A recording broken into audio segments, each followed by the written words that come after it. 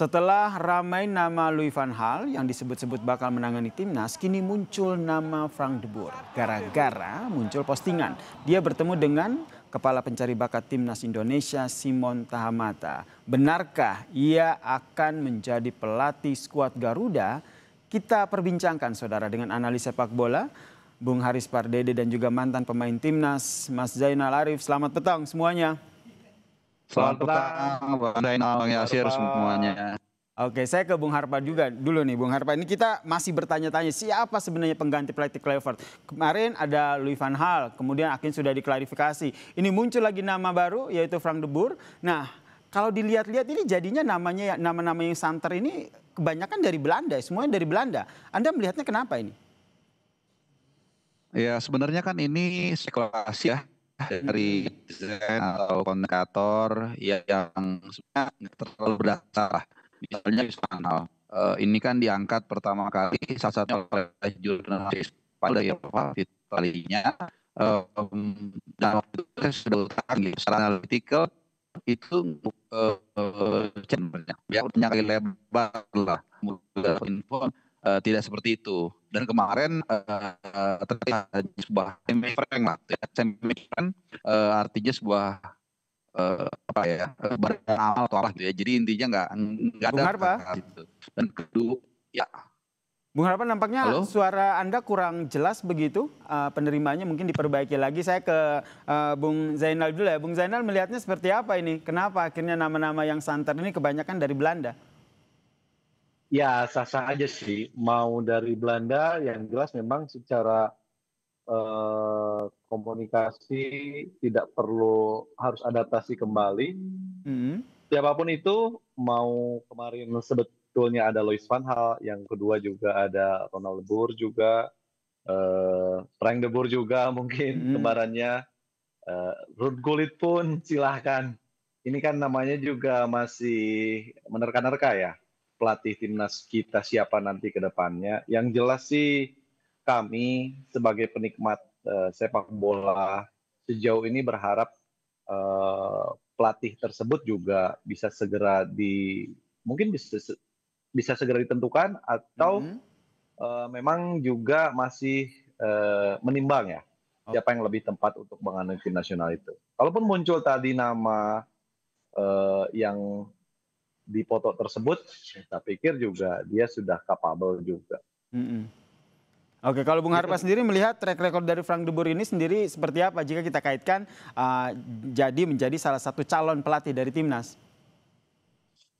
Ya, suara saya udah bisa dengar ya. Nah, udah oke nih Bang, silakan dilanjutkan.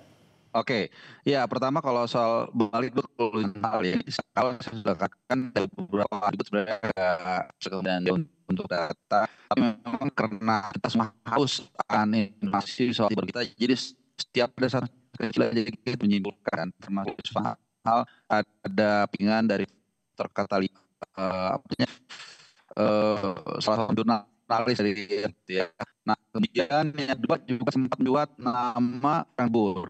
Ini kan gara-gara postingan Om Simon Tahaman dia. Jadi setiap hasil itu kita jangan-jangan nih gitu. Tapi again ya kalau kita lihat sepertinya ya kalau pendapat saya ini kita sedikit ramai dengan ketidakkulatan asal dan kita bisa lihat bagaimana yang tadinya dikatakan kesamaan bahasa, kesamaan ternyata juga bahkan terakhir adanya teks yang agak cukup menyakitkan ya, bahwa kita tidak logis bla bla bla gitu. Jadi mungkin bukan kita merepresentasi mengeneralis ya bahwa Belanda itu seperti apa, cuman mungkin ini seperti ada kita benar harus memilih bukan hanya dari permukaannya saja, bukan dari nama besar, tapi dari kecakapan tim nasional kita. Oke, Bung Jainal melihatnya seperti apa nih kalau seandainya nanti pelatih untuk timnas kita ini lagi-lagi dari Belanda? Ya, sejauh ini kalau memang memberikan impact yang sangat positif, kenapa tidak gitu? Karena kita kan berharap kemajuan timnas kita ini yang sekarang sedang hangat-hangatnya ini bisa bisa di-upgrade kembali dengan pelatih yang nanti akan menangani tim nasional itu sendiri. Saya pikir ini simpel sih. Kalaupun misalkan pelatihnya sama satu rumpun, itu lebih memudahkan ya.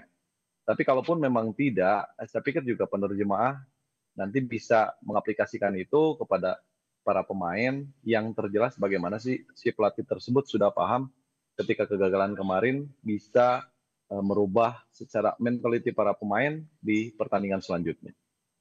Anda melihat ini dari semua nama yang muncul, menurut Anda yang paling cocok ini siapa begitu?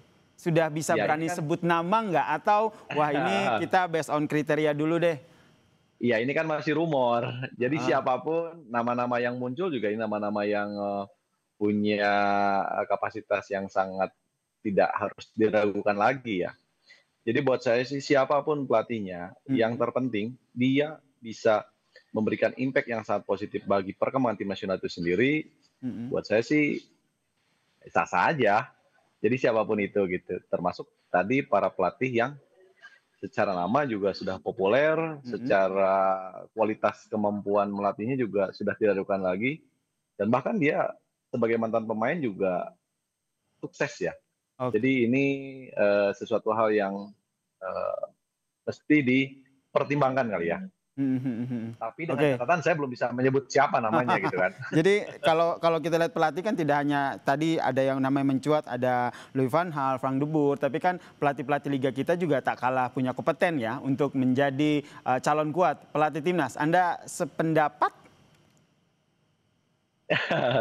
Iya, pelatih-pelatih di liga kita ya betul. Tetapi Heeh. pertanyaan ini juga mesti ditanyakan juga sama pengurus PSSI, bukan Mhm. kepada kami ya, Bung Harpa. Makanya saya Jadi minta selain pendapatnya dari nih. kami, kalaupun dari PSSI, ya, kalaupun Mhm. dari kami itu bisa dikombain dari para pengurus itu sendiri gitu. Yang jelas pelatih-pelatih yang ada di kita juga punya kualitas yang sangat baik, tetapi Mhm. apakah si klub tersebut juga bisa memberikan pelatihnya untuk Mhm. menangani tim nasional? Kan itu pertanyaannya. Oke, saya ke Bung Harpa. Bung Harpa, kita sedikit main menganalisa Ya. sedikit lah. Ini kenapa akhirnya Hmm. ada postingan dengan apa Frank de Boer ini. Apakah ini Anda melihat tanda-tanda bahwa memang wah ini sudah mulai menjaring pelatih-pelatih untuk timnas yang tengah dilakukan? Ya ini mungkin salah satu catatan ya komunikasi PSSI teknologi terbuka hanya walaupun memang kasusnya juga harus di publik ya. Tapi kena begitu apa ya kena mereka menjaga sendiri jadi makanya ada sendiri akhirnya penyimpul yang saya katakan tadi ada sefoto Om Simon bukan seorang leluhur lalu simpulkan jangan-jangan ini nanti bukan sekali Mm-mm. siapa PP Solari disangka itu juga. Nah jadi eh, apa jadi progres misalnya saat ini kita lagi Oke. belum membahas atau mungkin besok kita baru atau kita akan coba berhubungan direktur kita Alexander Zvier misalnya untuk memaparkan pencalonan kriteria yang cocok itu Mm-mm. komunikasi saja kok ini terbuka gitu.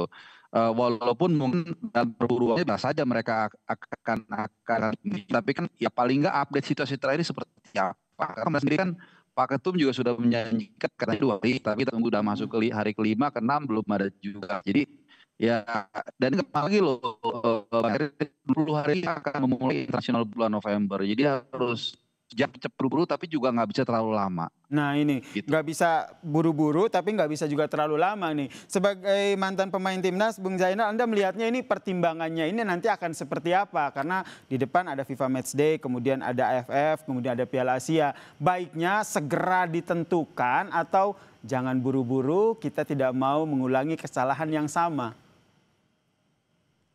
Iya, kalau berbicara nahkoda ya kita tetap Heeh. harus ada nahkodanya.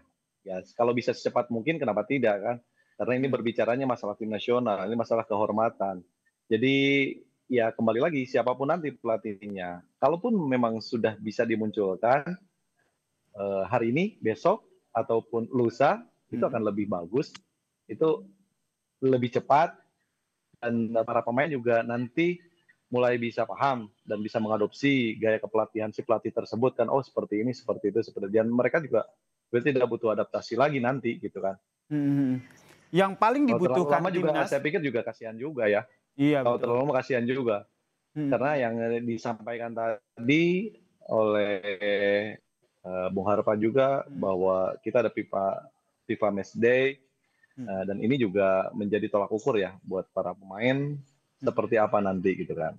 Oke, yang paling dibutuhkan oleh timnas saat ini sosok seperti apa pelatih menurut Anda, Bung Zainal?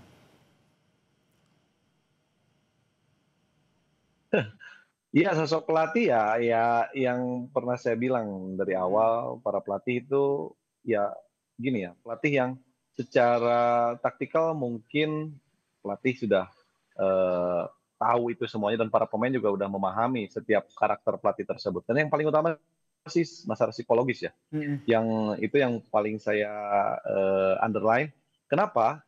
Karena para pemain juga kemarin habis mengalami kegagalan. Mm. Sejauh ini mentaliti para pemain juga sedikitnya pasti sangat terganggu. Artinya pelatih nanti selain masalah taktikal, mereka juga bisa memberikan eh, apa ya, situasi yang sangat dingin di ruang ganti supaya ketika memasuki di fase latihan ini Mm. mereka lebih enjoy.